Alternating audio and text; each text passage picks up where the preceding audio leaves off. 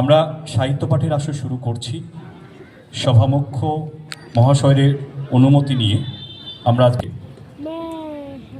তনুজা খাতুন মহাশয়া, আমি তনুজা খাতুন মহাশয়াকে মঞ্চে আসার জন্য অনুরোধ জানাচ্ছি। শুভেচ্ছা এবং অভিনন্দন। আমি পাঠ করছি আমার স্বরচিত কবিতা, আঞ্চলিক কবিতা ভাঙা স্বপন।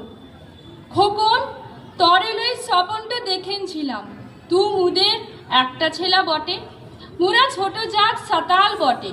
খোকন তোর মনে আছে সেই বাসন মাজার কামটো কইতাম জঙ্গলে চাকরি করা বাবুর বাড়িটোতে? তখনই তো স্বপনটা দেখেনছিলাম তুই মোর মস্ত বড় বাবু একদিন হবি। উপরওয়ালার আশীর্বাদে ওর স্বপনটা সত্যি হলো এই তাল পাতার ঝুপড়ি ঘরটোতে। গ্রামের মাস্টার মুখে বলেছিল তোর পেরেন্টও নাকি ভালো, তাই তুই স্কুল পাশ করার পর শহরে পাঠানো পোহর বাড়ি লাগিয়ে আমার সোনার পাশাটো বেচা। খোকন তুই আজ মস্ত বড় বাবু হয়েছিস, শুনছি নাকি উঁচা জাতে চাঁদের মতন বহুখান হয়েছে তোর।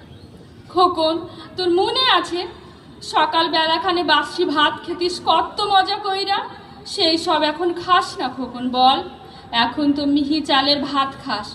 খোকন তরলে স্বপনটা দেখেনছিলাম তুই একখান আমাকে লাল শাড়ি দিবি, আমি পিন্দিয়া সারা গায়ের লোককে দেখাবো। মোর স্বপনটা ভাঙ্গে গেল রে যেদিন শুনলাম নিজের জাতটাকে চিনতে পারিস লাই, তুই আমাদের সাথে বিচ্ছেদ করলি। সেদিন মুর বুকের পাঞ্জর খার ভাঙ্গে গেল। সেদিন মাথা কাটা গেছিল মুর মরদটোর, গায়ের লোক ছিছে করা ছিল তোর বাপটোকে। খোকন তুই আমার লজ্জা, খোকন তুই আমার লজ্জা। খোকন মুর স্বপনটা ভাঙ্গে গেল রে। ধন্যবাদ।